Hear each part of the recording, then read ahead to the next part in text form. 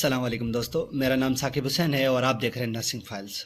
आज हम जिस चैप्टर के बारे में डिस्कस करने जा रहे हैं वो है हमारे पास इंटीग्यूमेंट्री सिस्टम। इंटीग्यूमेंट्री सिस्टम आपके BSN जेनेरिक सेमेस्टर 1 का पार्ट है और ये आपके सब्जेक्ट एनाटमी एंड फिजियोलॉजी में इंक्लूडेड है। इस चैप्टर को डिस्कस करने से पहले मैं चाहता हूं कि मैं आपके साथ इसके ऑब्जेक्टिव्स डिस्कस कर लूं कि हम इस चैप्टर में बेसिकली क्या क्या चीज़ें पढ़ने जा रहे हैं। तो सबसे पहले हम स्किन के जो बेसिकली 2 लेयर्स हैं उनको डिस्कस करेंगे, उनके स्ट्रक्चर को डिस्कस करेंगे, जिसमें आपकी एपिडर्मिस और डर्मिस आ जाती हैं। उसके साथ साथ स्किन से एसोसिएटेड जो स्ट्रक्चर्स हैं, जैसे कि आपके स्वेट ग्लैंड आ गए, sebaceous gland, hairs and nails, इनका हम बेसिकली डीपली स्ट्रक्चर पढ़ेंगे, इनका फंक्शन पढ़ेंगे कि किस तरह से ये हमारे पास काम करते हैं। उसके अलावा हम ये डिस्कस करेंगे कि जो स्किन के बेसिक फंक्शंस हैं, जिसमें आपका protection, regulation of body temperature, sensation, absorption and excretion वगैरह आ जाता है। ये किस तरह से सारी चीज़ें मिलती हैं और मिलके आपके होम्योस्टेसिस को मेंटेन करने में अहम किरदार अदा करती हैं।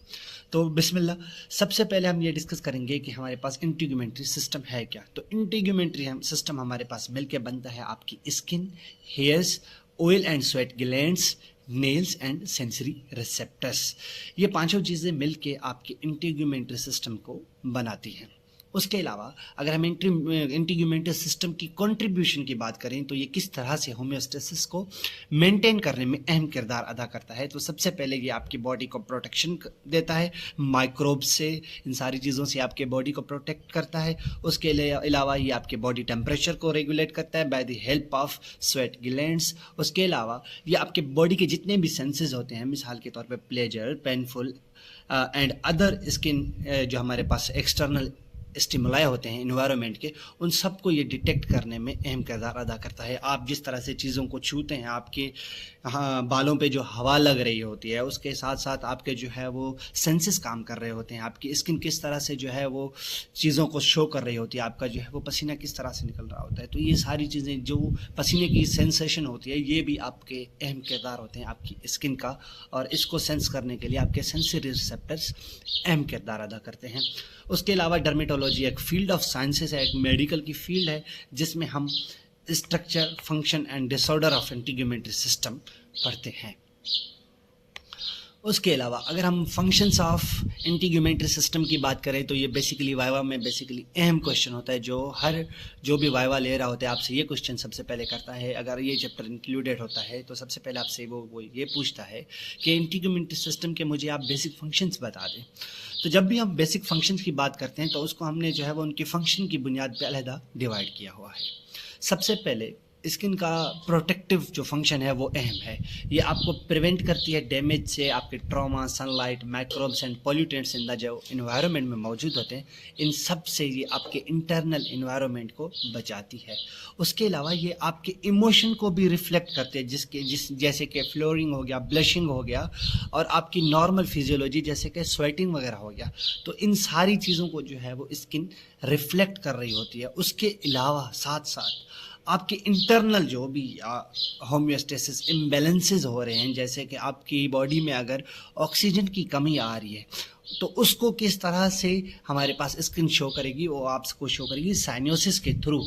क्योंकि हाइपोक्सिया की वजह से, hypoxia means low content of oxygen in blood, तो हाइपोक्सिया की वजह से क्या होगा कि आपकी जो स्किन है वो आपको जो है वो साइनोसिस यानी ब्लू बेबी या ब्लू इन कलर शो होना शुरू हो जाएगी। तो ये इंडिकेट करेगी आपके होम्योस्टेसिस इम्बैलेंसेस को। उसके अलावा आपकी बॉडी के जो इंटरनल एबनॉर्मल इश्यूज चल रहे होते हैं, डिजीजेज चल रही होती हैं, जैसे कि आपके सिस्टमिक इन्फेक्शंस हो गए, उसके अलावा chicken pox, cold source, measles वगैरह, तो ये सारी चीज़ें आपकी स्किन शो करती है कि आपकी बॉडी में कुछ ना कुछ चल रहा है और वो एबनॉर्मल है। उसके अलावा आज के दौर में जो अपीयरेंस है, जो सेल्फ इमेज का कॉन्सेप्ट बना हुआ है, लोग अपनी स्किन पे अपनी प्लास्टिक सर्जरी करवाने के चक्कर में लाखों करोड़ों रुपए खर्च करते हैं खुद को खूबसूरत दिखाने के लिए। तो स्किन का आपकी सेल्फ इमेज के ऊपर भी बड़ा असर होता है। उसके साथ साथ अगर हम स्ट्रक्चर की बात करें, स्ट्रक्चरल एनाटॉमी की बात करें स्किन की, तो स्किन को हम कुटेनियस मेम्ब्रेन भी साथ कहते हैं, और ये आपके एक्सटर्नल सरफेसेस को कवर करती है, और ये आपके लार्जेस्ट ऑर्गन ऑफ बॉडी है। पहले नंबर पे लार्जेस्ट ऑर्गन ऑफ बॉडी आपकी स्किन है, दूसरे नंबर पे आपका कौन आता है, ये आप कमेंट बॉक्स में मुझे बताएंगे। उसके साथ साथ स्किन आपकी 7% ऑफ टोटल बॉडी वेट को कवर करती है, और जो कि हमारे पास बनता है तकरीबन 4.5 से लेके 5 kg की रेंज तक। स्किन की जो हमारे पास आउटर लेयर्स होती है, जो इसकी थिकनेस होती है, ये रेंज करती है 0.5 mm। जो सबसे ज़्यादा पतली लेयर होती है हमारे पास स्किन की, वो आपकी आईलिड्स के ऊपर पाई जाती है, जो कि 0.5 mm होती है। और उसके अलावा जो आपकी सबसे थिकेस्ट और हार्डेस्ट जो लेयर होती है स्किन की, वो आपकी हील्स वगैरह पे पाई जाती है, जो कि होती है तकरीबन 4 mm तक। उसके अलावा आपकी बॉडी की जो नॉर्मल कवरिंग्स होती है, वो 1 से लेके 2 mm थिकनिंग तक आ जाती है, जो नॉर्मल बॉडी की कवरिंग्स हमारे पास आती हैं। उसके साथ साथ स्किन आपकी बनती है बेसिकली 2 लेयर्स के साथ मिलके।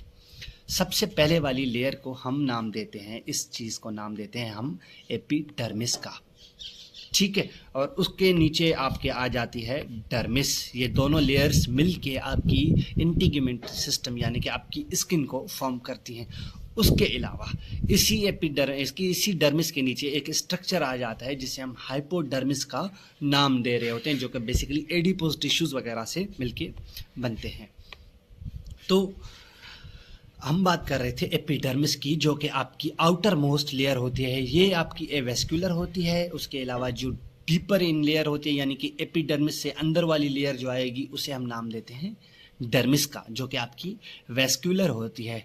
इसी डर्मिस के नीचे आपकी सबकुटेनियस लेयर आ जाती है, जिसे हम हाइपोडर्मिस का नाम दे रहे होते हैं, और ये आपकी बनती है कनेक्टिव टिश्यूज़ और कनेक्टिव एंड एडिपोज टिश्यूज़ के साथ मिलके, और ये अटैच्ड होती है आपकी अंडरलाइनिंग फेशिया के साथ। और इसी रीजन में आपकी लेमिलेटेड कॉर्पसेल्स पाए जाते हैं। बेसिकली ये एक सेल्स होते हैं जो आपकी प्रेशर वगैरह को सेंस करते हैं। आप अपनी स्किन पे जहाँ पर भी प्रेशर दे रहे होते हैं, तो इन्हीं सेल्स का अहम किरदार होता है, और यही सेल इन प्रेशर को जो है वो सेंस कर रहे होते हैं, और ये आपके कहाँ पर पाए जाते हैं, आपकी हाइपोडर्मिस में पाए जाते हैं। उसके अलावा अगर हम बात कर रहे हैं एपिडर्मिस की हिस्टोलॉजी की, कि एपिडर्मिस कौन कौन से सेल्स मिलके बनाते हैं, तो बेसिकली एपिडर्मिस को बनाने के लिए आपके 4 सेल्स जो हैं वो अहम रिक्वायर होते हैं।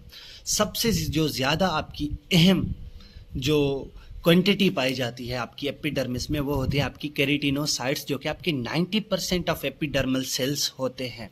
उसके अलावा आपके melanocytes, inter epidermal macrophages and tactile epithelial cells. तो सबसे पहले हम बात करते हैं केराटिनोसाइट्स की। केराटिनोसाइट्स हमारे पास, मैं आपको आगे जाके लेयर्स पढ़ाऊंगा, स्ट्रेटम बेसिलाई से शुरू करूंगा और स्ट्रेटम कॉर्नियम पे ख़त्म करूंगा, जो कि बेसिकली 4 किस्म की लेयर्स होती हैं जो आपकी एपिडर्मिस को फॉर्म करती हैं। और उन्हीं एपिडर्मिस को फॉर्म करने के लिए इन केराटिनोसाइट्स सेल्स का, जो कि 90% है, इनका अहम किरदार होता है। ठीक है जी। तो ये सेल्स हमारे पास अरेंज होते हैं इन 4 to 5 लेयर्स, और ये प्रोड्यूस करते हैं आपकी मेजर स्किन की प्रोटीन, जिसका नाम है केराटिन। केराटिन आपकी टफ फिब्रस प्रोटीन है, जो आपके स्किन को प्रोटेक्ट करती है, आपके अंडरलाइनिंग टिश्यूज़ को प्रोटेक्ट करती है from the abrasion, heat, microbes and chemicals. और ये एज अ वाटर रिपेलेंट सीलियंट के तौर पे भी काम करती है, यानी कि आपके बॉडी के अंदर जो है वो वाटर को जाने और अंदर जाने और अंदर से बाहर जाने के लिए को रोकती है, और इसको मेंटेन करने में अहम किरदार अदा करती है। उसके अलावा ये इनहिबिट करती है इन फॉरेन मटेरियल्स को अंदर जाने के लिए, क्योंकि वो अगर अंदर जाएंगे तो वो हमारे पास इन्फेक्शन वगैरह को कॉज करेंगे। उसके दूसरे नंबर पे आपके सेल्स आते हैं मेलानोसाइट्स, जो कि 8% काउंट होते हैं आपकी एपिडर्मिस को फॉर्म करने के लिए, और ये इन्वॉल्व होते हैं आपकी बेसिक जो हमारे पास जो कलर होता है, जो आपकी जो पिगमेंट होता है, जिसे हम नाम देते हैं मेलानिन का, उसको प्रोड्यूस करने के लिए अहम किरदार अदा करते हैं। तो बेसिकली ये क्वेश्चंस में ज़्यादा पूछा जाता है कि मेलानिन कौन से सेल प्रोड्यूस करते हैं, तो वो होते हैं हमारे पास मेलानोसाइट्स, और ये लोकेटेड होते हैं बिटवीन दी केराटिनोसाइट्स, यानी कि अगर ये 2 केराटिनोसाइट्स सेल्स मौजूद होंगे तो इस तरह से ये आपके बिटवीन जो हैं ये हमारे पास मौजूद होंगे। ठीक है। उसके अलावा मेलानिन हमारे पास दो किस्म के होते हैं, एक होते हैं यू मेलानिन, एक होते हैं फ्यू मेलानिन। ये मैं आपको सारी चीज़ें कलर में आपको आगे बढ़ाऊंगा। इनका हमारे पास अहम किरदार होता है, ये आपके कंट्रीब्यूट करते हैं स्किन कलर को और आपकी यूवी रेस को जो है वो एब्जॉर्ब करने में अहम किरदार अदा करते हैं। अगर यूवी रेस ज़्यादा बढ़ेगी, अगर यूवी रेज ज़्यादा बढ़ेगी तो आप ससेप्टेबल हो जाएंगे यूवी डैमेज के ये सेल्स भी। अगर यूवी रेजेस ज़्यादा बढ़ी तो वो इन मेलानोसाइट्स को डैमेज भी कर सकती हैं। एक अहम बात मैं आपको बताता चलूँ यहाँ पे, जो हमारे पास अफ्रीकन लोग होते हैं जिनमें हमारे पास इसकी क्वांटिटी ज़्यादा पाई जाती है। क्यों ज़्यादा पाई जाती है? क्योंकि हार्श इन्वायरमेंट को देखते हैं इनकी बॉडी जो है वो ज़्यादा कलर ये प्रोड्यूस करती है ताकि यूवी लाइट से बचाया जाए। एज़ कम्पेयर टू वेस्टर्न जो हमारे पास लोग होते हैं उसमें इनकी तादाद कम पाई जाती है, जिसके अलावा वो ज़्यादा प्रोन टू गेट होते हैं आपके स्किन कैंसर्स को। ठीक है जी। और तीसरे नंबर पे हमारे पास यहाँ पर सेल पाए जाते हैं आपकी एपिडर्मिस में, इन्हें हम नाम देते हैं इंटर एपिडर्मल मैक्रोफेजेस का। इन्हें हम दूसरा नाम देते हैं लैरिंगन सेल्स का। और ये small portion of epidermal cells होते हैं। इनका अहम किरदार होता है इम्यून रेस्पॉन्स को जनरेट करना अगेंस्ट माइक्रोब्स। कोई भी हमारे पास, जैसे किसी भी इंसान को कट लग गया या कोई भी माइक्रोब ट्राई करके हमारे पास एपिडर्मिस में घुस चुका है, तो इनका काम क्या होगा कि उस माइक्रोब को वार्ड ऑफ करें और जो सेल्स आपकी यूवी रेज से डैमेज हुए हैं उनको भी वार्ड आउट करने में इन मैक्रोफेजेस का, ये मैक्रोफेजेस फेगोसाइटोसिस के थ्रू उनको जो है वार्ड ऑफ करते हैं और उनको ख़त्म करने की कोशिश करते हैं। इनका एक अहम किरदार ये भी होता है कि ये एज अ सिग्नलिंग के तौर पे भी काम करते हैं, यानी अगर कोई भी पैथोजन आपकी स्किन के थ्रू बॉडी में इंटर हो रहा है तो ये सिग्नल्स अपने अंदर से साइटोकाइंस वगैरह रिलीज करेंगे ताकि एक इम्यून सिस्टम का जो है वो अलर्ट पैदा किया जाए, जिसके नतीजे में क्या होगा कि दूसरे इम्यून सेल्स भी आपके जो है वो अलर्ट हो जाएंगे और उसके खिलाफ काम करने की कोशिश करेंगे जो हमारे पास माइक्रोब आपकी स्किन को ब्रीच करके आए हैं। लास्ट में हमारे पास थोड़ी सी मिकदार में least number of epidermal cells हैं जिन्हें हम नाम देते हैं टेक्टाइल एपिथेलियल सेल्स का। इन्हें हम दूसरा नाम भी देते हैं, ये दूसरा नाम है इनका मार्कल सेल्स।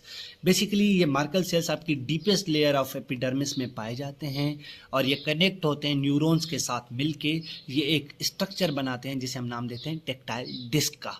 यही टेक्टाइल डिस्क बेसिकली आपके इन्वॉल्व होती है आपकी टच सेंसेशन को।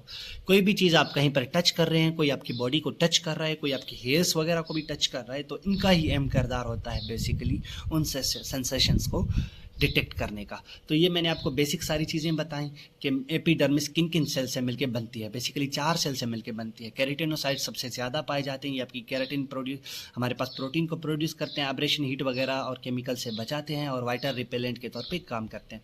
मेलानोसाइट आपकी स्किन का बेसिक कलर जो होता है केमिकल्स हमारे पास उसे प्रोड्यूस करते हैं, जिसे हम नाम देते हैं मेलानिन का, जो कि 2 किस्म के होते हैं few melanin and you melanin.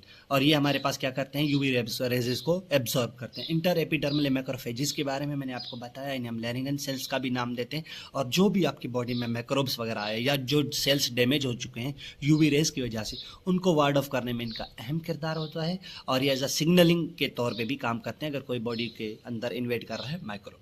Tactile epithelial cells के बारे में मैंने आपको बताया कि इन्हें हम मार्कल सेल भी कहते हैं और ये बहुत कम मिकदार में आपकी एपिडर्मिस में पाए जाते हैं और ये न्यूरॉन के साथ मिलकर एक स्ट्रक्चर बनाते हैं जिसे हम टेक्टाइल डिस्क का नाम देते हैं।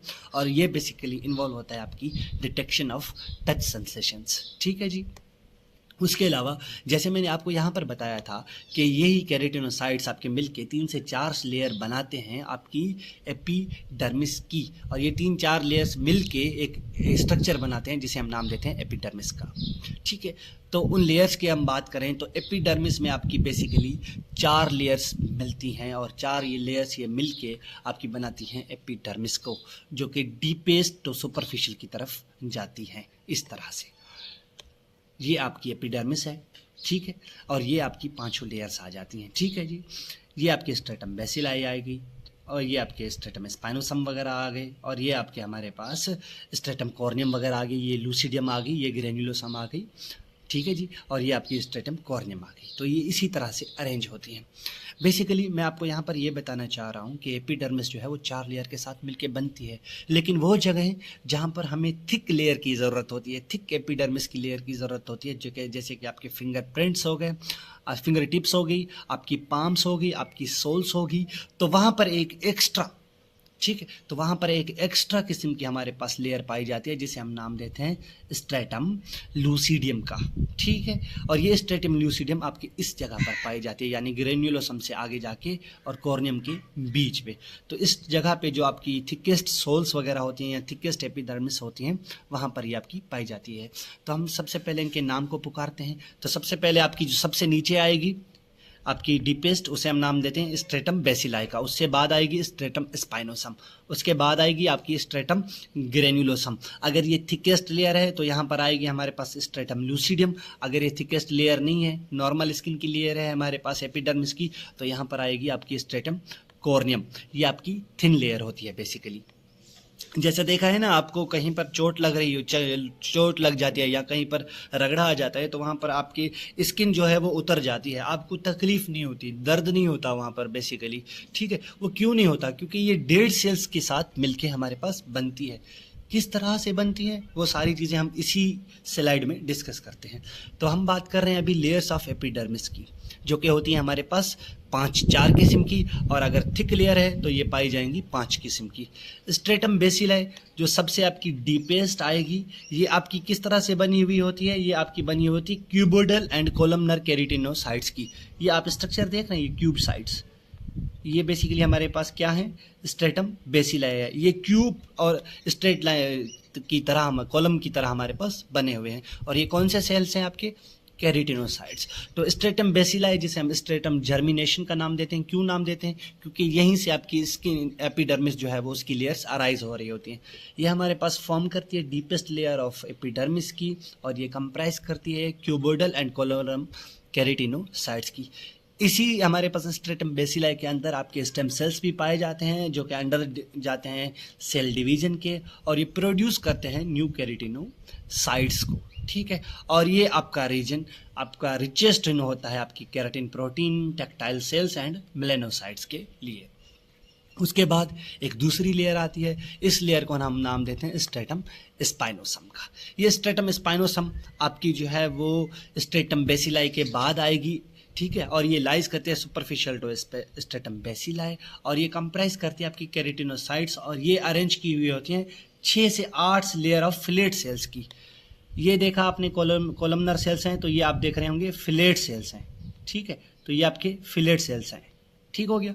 तो ये कौन से सेल्स हैं? फिलेट सेल्स ऑफ हमारे पास केराटिनोसाइट्स हैं। और ये लेयर का बेसिकली काम होता है आपकी एपिडर्मिस को स्ट्रेंथ और फ्लेक्सिबिलिटी देना, और ये कंटेन करती है आपके inter epidermal macrophages. Inter epidermal macrophages का मैंने आपको दूसरा नाम क्या बताया था, वो आप अभी रिकॉल करें, और मेलेनोसाइट्स। इसके बाद एक और लेयर आती है जिसे हम नाम देते हैं स्ट्रेटम ग्रेन्युलोसम्स का। अब ये स्ट्रेटम ग्रेन्युलोसम ये मिडल में पाई जाती है एपिडर्मिस के, ठीक है। और ये आपके बाद आएगी स्ट्रेटम स्पाइनोसम के, और ये 3 to 4 layer of flattened keratinocytes होते हैं। यहाँ पर आप देखेंगे ये आपकी स्ट्रेटम ग्रेन्युलोसम, ये फ्लैट सेल्स है, ठीक है। ये इस तरह से फ्लैटेंड सेल्स हैं केराटिनोसाइट्स के, ठीक हो गया। और इनके अंदर हमारे पास क्या मौजूद होते हैं? बेसिकली इनके अंदर मौजूद हैं लेमिनर ग्रेन्यूल्स, ठीक है। अब ये लेमिनर ग्रेन्यूल्स का मकसद होता है हमारे पास, ये सिक्रीट करते हैं अपने अंदर से हमारे पास लिपिड रिच सिक्रीशन रिलीज करते हैं, जो कि आपके वाटर की एंट्री और लॉस को हमारे पास मैनेज कर रही होती हैं, और ये इनहिबिट करती हैं आपकी फॉरेन मटेरियल्स को। अगर फॉरेन बॉडी में कोई भी मटेरियल घुस चुका है, कोई माइक्रोब्स घुस चुका है, तो उसको जो है वो रोकने का काम कौन करती है? स्ट्रेटम ग्रेन्युलोसम करती है, ठीक है। और जो इसका अहम फंक्शन होता है वो होता है प्रोटेक्टिव स्किन का फंक्शन, ये याद रखिएगा। उसके बाद जो लेयर आती है आपकी वो आती है स्ट्रेटम ल्यूसीडियम। ये स्ट्रेटम ल्यूसीडियम हमारे पास उन स्किन की स्ट्रक्चर पे पाई जाती है, यानी कि उन जगहों पर पाई जाती है जहाँ पर हमारे पास काम ज़्यादा हो रहा होता है, जो चीज़ें ज़्यादा इन्वॉल्व हो रही होती हैं, यानी कि फ्रिक्शन के साथ, जैसे आपके पाम्स हो गई, फिंगर टिप्स हो गई, सोल्स हो गई, तो इनका जो है वो एक्सटर्नल इन्वायरमेंट के साथ जो है वो एक्सपोजर ज़्यादा होता है, तो इनको हमारे पास प्रोटेक्शन भी ज़्यादा चाहिए होती है, तो वहाँ पर ये हमारे पास एक और लेयर पाई जाती है जिसे हम नाम देते हैं स्ट्रेटम ल्यूसिडियम का। ये थिक स्किन की जगह पर पाई जाती है और ये 6 to 4 लेयर डेड केराटिनोसाइट्स से मिलकर बनती है और इनका काम होता है additional level of thickness provide करना। लास्ट में एक लेयर पाई जाती है जिसे हम नाम देते हैं स्ट्रेटम कॉर्नियम का। स्ट्रेटम कॉर्नियम जो सबसे ऊपर वाली लेयर होती है ना आपकी सुपरफिशियल, उसे हम नाम देते हैं स्ट्रेटम कॉर्नियम, जो हमें नज़र आ रही होती है। अब ये स्ट्रेटम कॉर्नियम बेसिकली 25 से 30 लेयर ऑफ डेड केराटिनोसाइट्स के साथ मिलकर बनती है। ये थिन एंड फ्लैट होते हैं सेल्स, यहाँ पर देखिएगा ये थिन एंड फ्लैट नज़र आ रहे हैं आपको, ये स्ट्रेटम कॉर्नियम है, हमारे पास कॉर्नियम है। तो stratum corneum thin and flat 20 से 25-30 लेयर्स जो हमारे पास केराटिनोसाइट्स के साथ मिलकर बनती हैं और इनका काम होता है प्रोटेक्ट करना अंदर वाली लेयर्स को इंजरी से, माइक्रोबियल इन्वेजन से, क्योंकि ये कांस्टेंट फ्रैक्शन के साथ हमारे पास जो है वो इन्वॉल्व होती हैं। और अगर this layer stimulates increased cell production that result in formation of callus and abnormal thickening of stratum corneum. अगर ये किसी जगह पर ज़्यादा फ्रैक्शन के साथ आएंगी तो ये केलस की फॉर्मेशन कॉज करेंगी। किसी मज़दूर का आप अगर हाथ देख लीजिएगा, जो ज़्यादा काम कर रहा है, जो कुल्हाड़ी ज़्यादा चलाता है, जो ज़्यादा काम करता है अपने किसी हैंड के साथ, तो उसके हाथ में आप देखेंगे तो आपको एक अजीब किस्म की थिकेस्ट जो है वो स्ट्रक्चर ऊपर ऊपर नज़र आना शुरू हो जाएंगी। जिस तरह से कभी आप जो है वो ज़्यादा काम करेंगे तो आपको जो वो वाला स्ट्रक्चर होगा वो थिकेस्ट नज़र आना शुरू हो जाएगा। तो थिकेस्ट स्ट्रक्चर को हम नाम देते हैं केलस का, जो कि एबनॉर्मल जो है स्ट्रेटम कॉर्नियम है। क्यों है एबनॉर्मल? क्योंकि ये कांस्टेंट फ्रैक्शन के साथ हुआ है, यानी कि वो चीज़ ज़्यादा इन्वॉल्व हुई है फ्रैक्शन के साथ। ठीक है जी, अभी हम इसका क्विक रिव्यू करते हैं। 5 किस्म की लेयर्स मैंने आपको बताई। बेसिकली पूरी बॉडी में 4 किस्म की लेयर पाई जाती हैं। 5वीं लेयर वहाँ पर पाई जाती है जो ज़्यादा फ्रैक्शन के साथ जगहें इन्वॉल्व होती हैं। स्ट्रेटम बेसिलाई के बारे में बताया, जो हमारे पास डीपेस्ट होता है, इसमें स्टेम सेल पाए जाते हैं और इनका काम होता है हमारे पास बेसिकली नए सेल को प्रोड्यूस करना, केराटिनोसाइट्स को। और यहाँ पर इस रीजन में केराटिन ज़्यादा पाई जाती है, टेक्टाइल सेल एंड मेलेनोसाइट्स पाए जाते हैं। स्ट्रेटम स्पाइनोसम की अगर हम बात करें तो ये आपकी स्ट्रेंथ एंड फ्लेक्सिबिलिटी देने में अहम किरदार अदा करती है आपकी एपिडर्मिस लेयर को, और इसमें हमारे पास inter epidermal macrophages and melanocytes पाए जाते हैं। स्ट्रेटम ग्रैन्युलोसम की बात करें तो इसका अहम किरदार होता है आपकी प्रोटेक्टिव फंक्शन ऑफ स्किन का।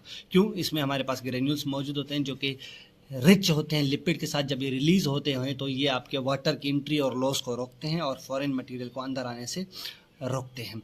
स्ट्रेटम ल्यूसिडियम की अगर हम बात करें तो ये उन जगहों पर पाई जाती है जहाँ पे स्किन जो है वो एक्सटर्नल एनवायरनमेंट के साथ ज़्यादा जो है वो फ्रैक्शन कर रही होती है, जैसे आपकी फिंगर टिप्स हो गई, पाम्स हो गई एंड सोल्स होती हैं। क्यों ये वहाँ पर ज़्यादा पाई जाती है? क्योंकि हमें वहाँ पर additional level of thickness provide कर रही होती है। स्ट्रेटम कॉर्नियम की बात करें तो ये सबसे सुपरफिशियल आपकी ऊपर वाली लेयर होती है जो हमें नज़र आ रही होती है। ये 20 से 30 लेयर ऑफ केराटिनोसाइट के साथ मिलके बनती है। ये थिन और फ्लैट होते हैं और इनका काम होता है प्रोटेक्ट करना अंदर वाली लेयर्स को और माइक्रोबियल इन्वेजन को रोकना। अगर ये लेयर कहीं पर ज़्यादा फ्रैक्शन में आ रही है तो इसके ऊपर जो है वो छोटे छोटे आपके हैंड्स वगैरह पे जो है वो छोटे छोटे केलस की फॉर्मेशन हो रही होती है। ये हमारे पास एबनॉर्मल स्ट्रेटम कॉर्नियम है। क्यों ये फॉर्मेशन हो रही है? क्योंकि वहाँ पर कॉन्स्टेंट फ्रिक्शन हो रही होती है।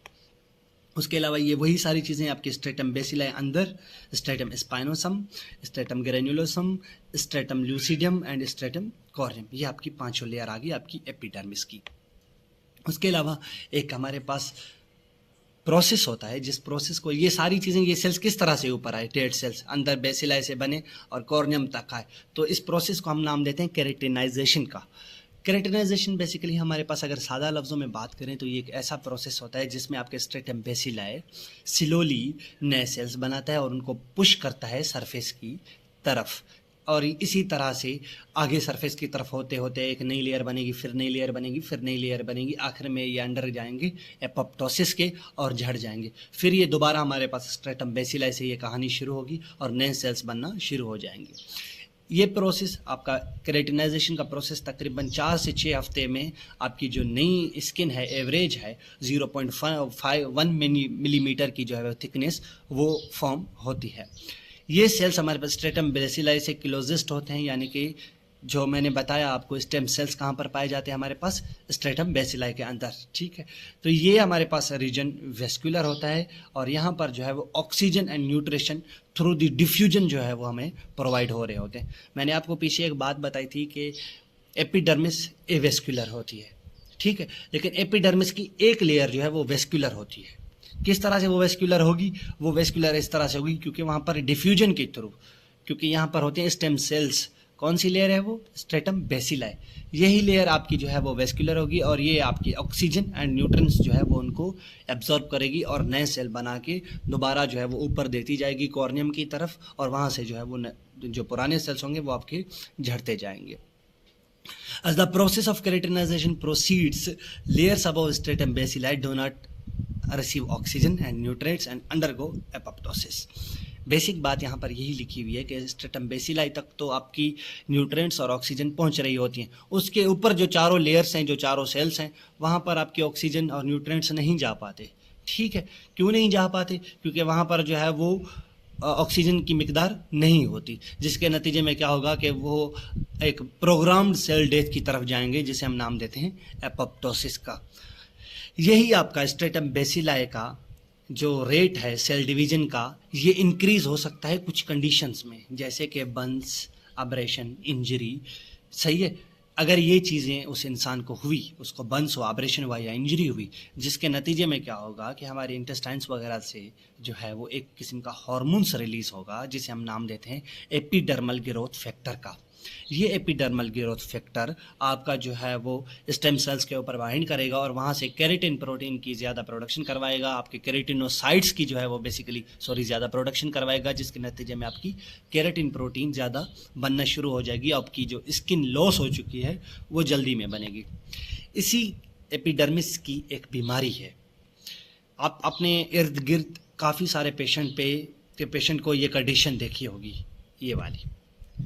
बेसिकली इर्द गिर्द आप अपने लोगों को देखते होंगे कि उनको ये कंडीशन हुई होगी, आप अपनी क्लिनिकल साइट्स पे भी पेशेंट को देखते होंगे। इस कंडीशन को हम नाम देते हैं, बेसिकली इस डिजीज़ को, डिसऑर्डर को नाम देते हैं सोरियोसिस का। यहाँ पर पी साइलेंट है आपका। इस कंडीशन को नाम देते हैं सोरियोसिस, जो कि कॉमन क्रोनिक स्किन डिसऑर्डर है।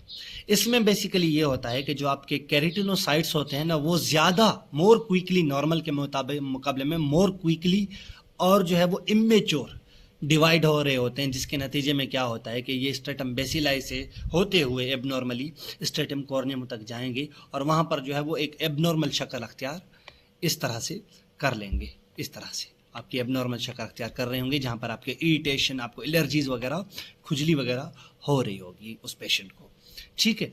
बेसिकली ये प्रीमेच्योर शेड हो जाते हैं और ये हमारे पास 7 से 10 दिनों के अंदर जो है वो शेड होते हैं। बेसिकली जल्दी से जल्दी शेड हो रहे होते हैं केराटिनोसाइट्स, और जिसके नतीजे में क्या होगा कि स्ट्रेटम बेसिलाई ज़्यादा केराटिनोसाइट बनाएगा और वो इमेच्योर होंगे, जिसके नतीजे में क्या होगा कि एबनॉर्मल केराटिन की फॉर्मेशन होगी, जो कि फॉर्म करेगी आपके इस तरह से फ्लेकी एंड सिलिग्री स्केल्स को। ये फ्लेकरी स्केल्स आपके केराटिन जो है वो एबनॉर्मल प्रोडक्शन की वजह से प्रोड्यूस होंगे, और ये हमारे पास most often on the knees, elbows and scalp. जो हमारे पास स्क्लेप पे होंगे, जो आपके ये वाले हैं, इन चीज़ों को हम नाम देते हैं बेसिकली डैंड्रफ का।